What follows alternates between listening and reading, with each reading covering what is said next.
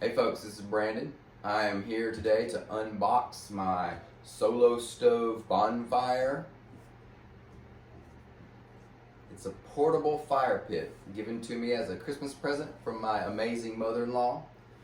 So this thing's only 20 pounds, so it's easy to take with you wherever you may be going.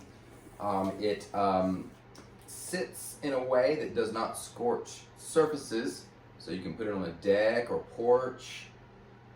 And it has an ash pan that catches the ash instead of letting the ash clog the vent holes. But the best thing about it is it claims to be very low smoke. It has double walls that direct preheated air through the upper vent holes, resulting in a beautiful second burst of flame that minimizes the smoke. It's called a secondary burn. So we'll unbox it, put it together, see how hard it is to put together or how easy it may be to put together, and then we'll fire it up and see what it does. Solo Stove Bonfire. Portable backyard fire pit. Okay, so far so good. Just 4 pieces. The main body of the fire pit, 2 rings, and a cover came with it, so that's good. Got my instruction book down there, and let me read it real quick and put this thing together. Okay, setting it up is pretty easy. You put your bottom ring. This is what protects your surfaces from getting scorched. Got your logo, so that can tell you what direction to put it in. I don't even think it matters. And the main body of the pit has a little indentation, and that allows the ring to fit in. Yep. Okay, and then the top ring, you want the angled edges pointing up, not down. Angled edge pointing up, and it fits right in there too. Of course, the cover would go on that. Also, it's recommended when you transport it, take the bottom ring and put it inside the pit for easy transportation. All right, next step is to light a fire. So let me make a correction. That was not a fire pit cover, it's actually a bag to transport the fire pit in. And that's again one of the selling points of this thing. It's very transportable. Handles on both sides, drawstring bag. Only 20 pounds, so that is how you do that. Okay, here it is all set up. Now I have it on planks because I don't want to take the chance of it burning my dormant zoysia. You know, it's not supposed to scorch surfaces like decks and patios, but there is some hot air that will accumulate underneath it, and that could kill grass. So I've got these planks, and we can look at the planks after the burn to see what it does to those, to see if it is in fact scorch free on wooden surfaces and such.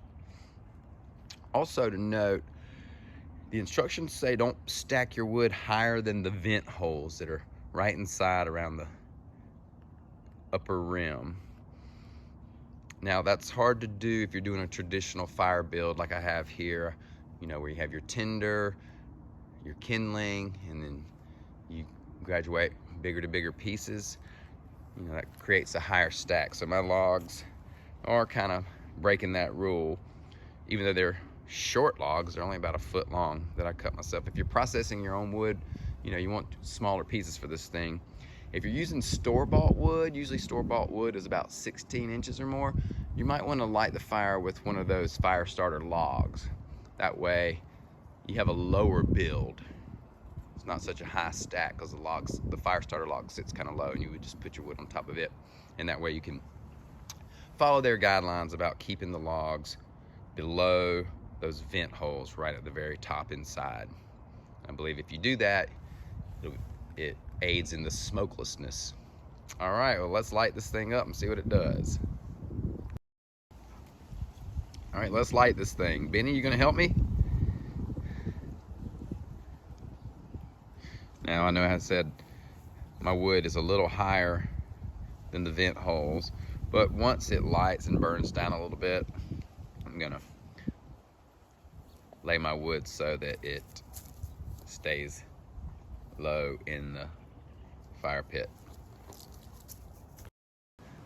Okay, I have it lit. It's kind of a breezy day, and looks like the breeze is kind of helping the flames grow, meaning that this fire pit has good circulation and airflow for the fire.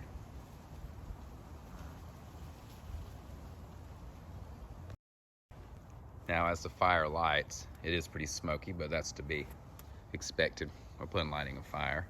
The true test is once the fire is established and we have full flame, what it does smoke-wise then.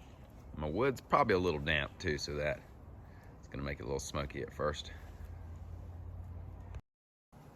Okay, we're seeing some flame now. Fire's getting along pretty good. It's only been about a minute since I lit it.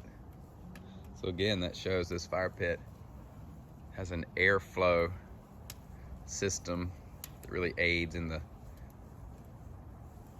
growth of the fire.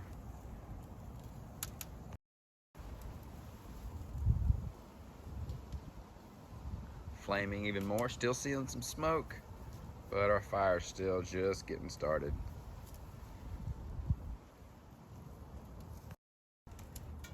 For such a small fire pit, it really warms up a good sized space. I can feel the heat radiating from several feet away from the fire. Must be the fact that it's kind of a tall fire pit, has more surface area in a vertical stance. Okay, about 5 minutes into the fire, as you can see, the smoke has really been reduced. You've got a lot of flame there. You only have about 4 logs in there, 4 small logs, and that's a good bit of flame for that small amount of wood. And the warmth, it's great. There's Benny warming his butt up to it.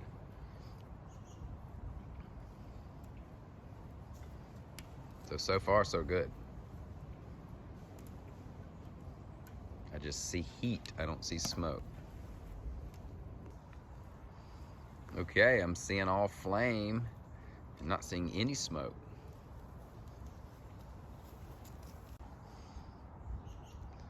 You can stand around this fire pit at any point of the circle, and every spot's just as good as the next. In other words, sometimes when you're around a fire, a campfire or a fire pit, everybody has to stand on one side because the other side is blowing smoke at everybody.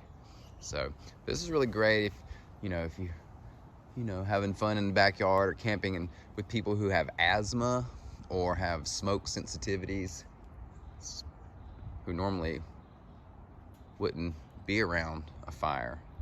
Some folks have smoke allergies. So this is great, everybody can enjoy this. It's burning nice and warm, and I'm not seeing any smoke. Pretty soon I may add another log.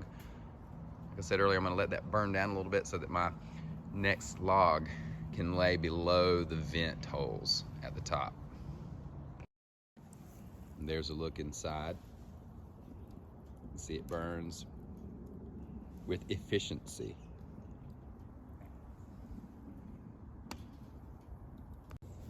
Still burning hot with lots of flame and very little smoke. Okay, I just used a fire poker and laid the primary fire structure down some so I could add a piece of wood. This piece of wood is bigger, it's over 16 inches long, and just kind of laid it in there, and it fell nicely below the vent holes. So let's see what it does. You can see it's taking no time to catch on. Look at all that flame. All right, I better get my phone out of the way. I don't want to melt it. Another good thing I'm noticing is this pit is designed for the fire to burn so efficiently. You can almost, once you build the fire, the logs can almost lay down flat and they still burn well. I wouldn't say they're flat, they're still at a angle to the ground, but they're not stacked in the traditional log cabin or teepee fire right now. They're just kind of laying on top of each other and they're burning very well. That's a good looking fire. If it were nighttime, you could really see how much flame versus smoke there is. Okay, have some great flame and barely any smoke. Just seeing the heat distortion. Benny's loving it. It's a cold day today. It's lower 30s. And this thing's keeping me warm, and I'm standing back from it. About 10 feet, 10, 12 feet, and I'm very comfortable. Could probably stand further back and still be warm. Still burning nicely. And not a whole lot of wood is in there. So it's been burning about a half hour with the original small pieces I put in with the addition of one more bigger log, and it's just doing great. I'm gonna just let it burn on for a while and eventually let it burn on down. Then we can check the scorch factor and we can discuss emptying the ashes at the bottom. About an hour into the burn, and that's still the same wood from the very beginning, except for the one piece I added. As you can see, very efficient. I do have some pieces of dried Christmas tree. Can't help but to throw that in, huh? Oh yeah.